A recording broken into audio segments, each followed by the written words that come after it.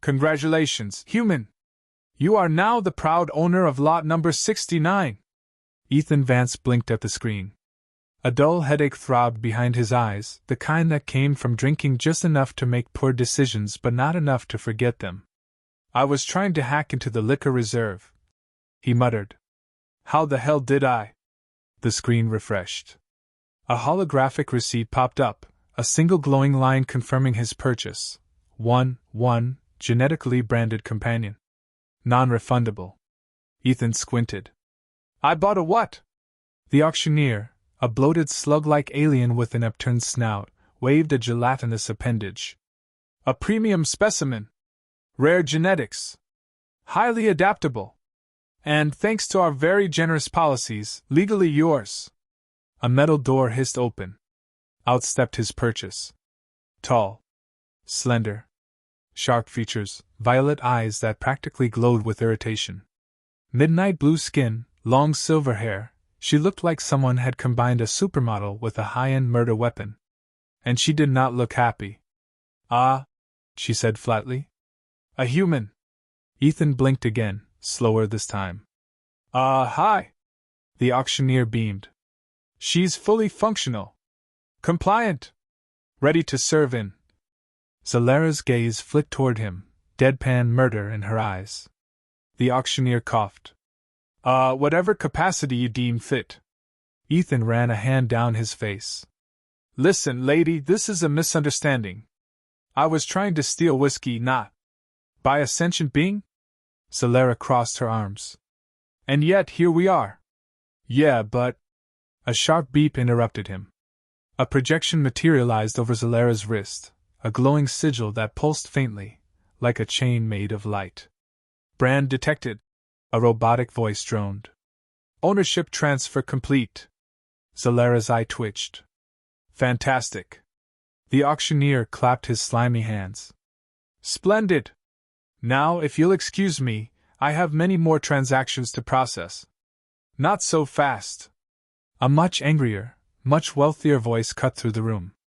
Ethan turned just as a fur-covered, six-eyed aristocrat in a ridiculous cape stormed toward them, flanked by two towering reptilian bodyguards.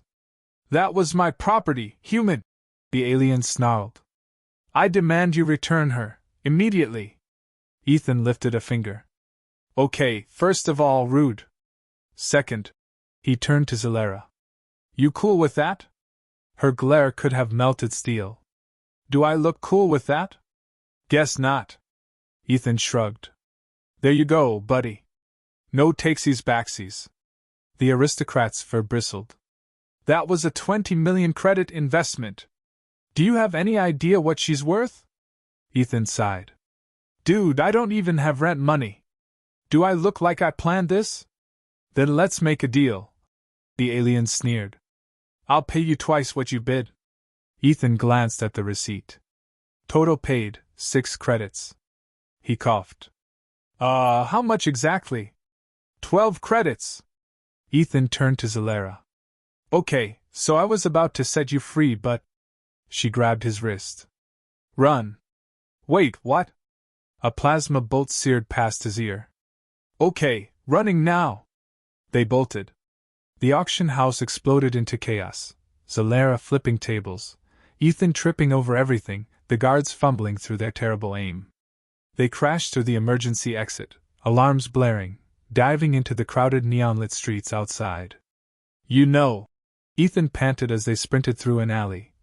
For someone legally obligated to stick with me, you seem awfully eager to get both of us killed. Zalara didn't slow. That's because I don't plan on sticking with you, human. Yeah, well, good luck getting that fancy DNA handcuff off without me. She halted so fast, Ethan nearly crashed into her. Zalara's jaw clenched. What are you talking about? Ethan waved at the glowing brand still hovering over her wrist. You think this is some basic chain and shackle situation? Nah. That thing's genetically coded to your DNA. It recognizes me as the key now. Her fingers twitched. And unless you know some fancy alien backdoor hacks, I'm the only one who can unlock it. A long, deadly silence stretched between them. Then, Zalera exhaled, slow and sharp. You're telling me, she said, voice dangerously calm, that my very genetic structure is now bound to your existence? Yeah. Her eye twitched. You're absolutely certain? Well, I mean, probably. She grabbed him by the shirt, yanked him in close, and scanned him with her wristband. A digital voice chirped cheerfully. Human compatibility detected. Possible solution, extensive physical contact with the new owner. Silence. Ethan coughed. That sounded a lot like. Shut up. The wristband continued, far too enthusiastically. Would you like to initiate physical bonding protocols? Ethan swallowed. So, this is, very scientific, right? Zalera's deadly glare softened just a fraction. Yes, human, she said, voice dry. Very scientific. Cool. He nodded. So just to clarify, this is in no way a ploy to get me to lower my guard before you punch me? Zalera's lips quirked, just barely. No promises. Ethan sighed. Great.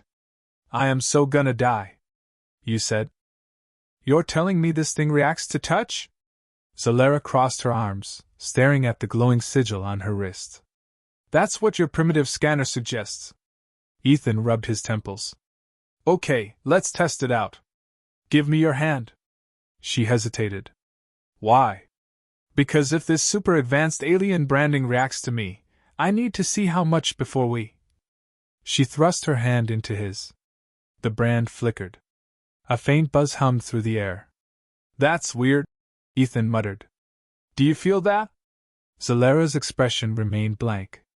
Your skin is warmer than expected. Okay, not what I meant. The brand flickered again. The hum intensified. Ethan frowned. All right, let's try something else. Before Zalera could react, he pulled her closer, one arm around her waist. The brand's glow surged, and then short-circuited with a static crackle. See? He grinned. Science. Zalera's stare was unreadable. Then, warning system overload. Physical compatibility at 89%. Further contact may trigger enhanced bonding. Ethan choked. Excuse me, Zalera's gaze sharpened. What does that mean? I don't know, but 89% sounds dangerously close to something I don't want to find out. Zalera released him immediately. The brand stabilized, its glow dimming. Ethan exhaled. Okay. So less touching. Zalera studied her wrist. If the brand is weakening, we need to push it further. Why do I feel like your idea of pushing it further is gonna land me in a coma? Zalera ignored him. Hold still. She pressed her forehead against his. The brand glitched violently. The air around them vibrated. Ethan flinched. Oh, hell no. That's way too much. The brand flashed red. Critical threshold reached. Initiating stabilization.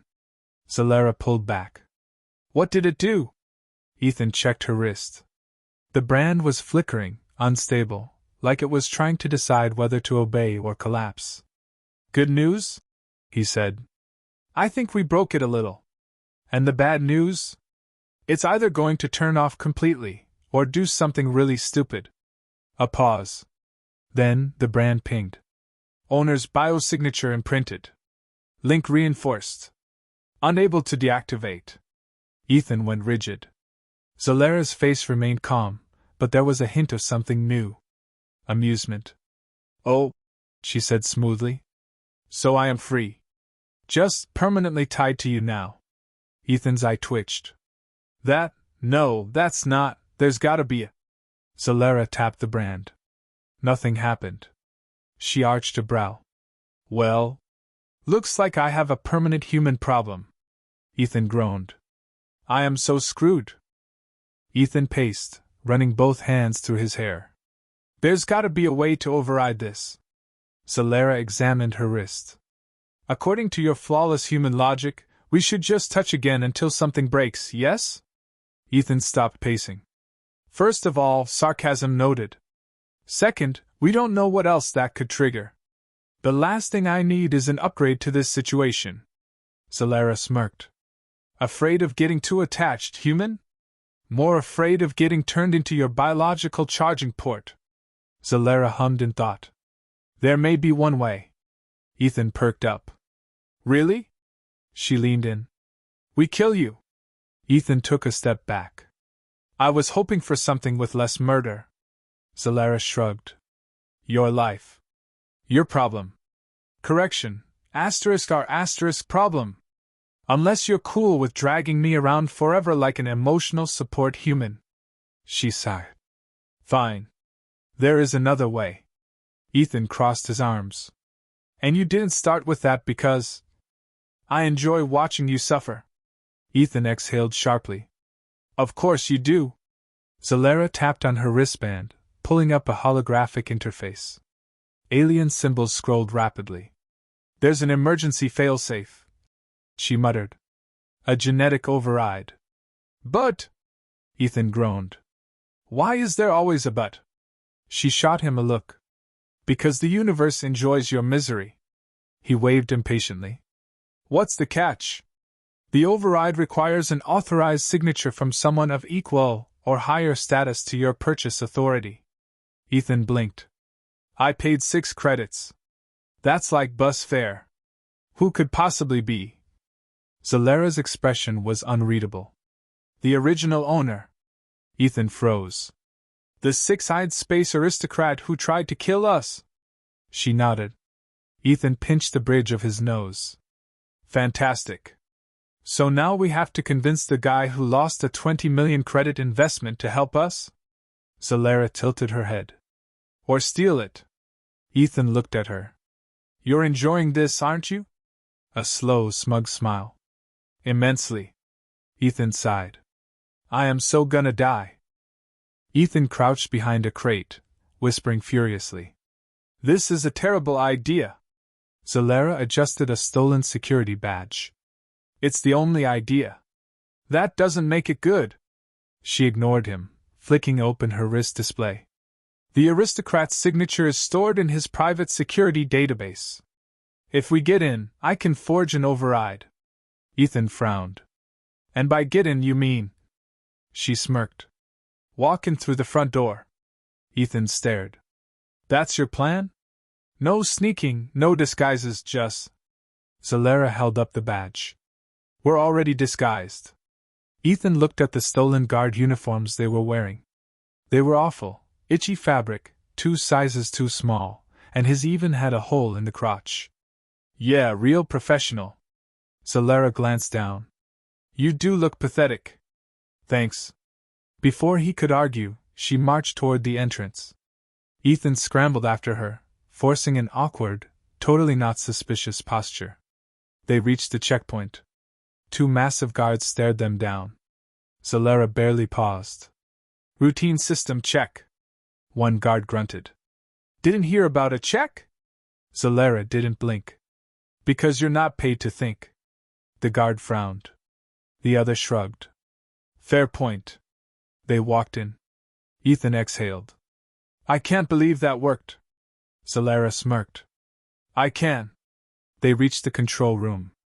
Inside, a dozen security officers monitored screens. Zalera whispered. Cause a distraction.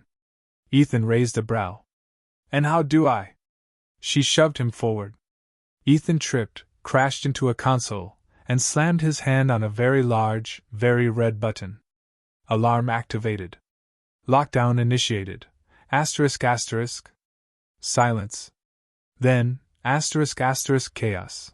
Asterisk asterisk. Guards scrambled, screens flashed warnings, and sirens blared. Zalera muttered. Overachiever. Ethan groaned. I hate everything. She darted to the main terminal. Cover me. Ethan panicked. With what? A guard ran toward them.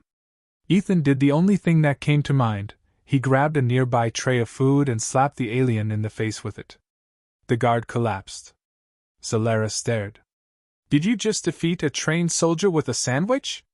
Ethan held up the tray. I think it had extra mayo. She sighed. Primitive and disgusting. She finished hacking the system. The override processed. Genetic bond disengaged. Ownership nullified. Ethan sagged with relief. We did it! Celera stretched her wrist. No brand. She was free. She turned to Ethan. I suppose this is where we part ways. Ethan forced a grin. Yeah. Guess so. Celera watched him for a long moment. Then, she grabbed his collar and pulled him into a sudden kiss. Ethan's brain crashed. She pulled back. Smirked. For the record, she said, I don't need a brand to stick around. Ethan blinked.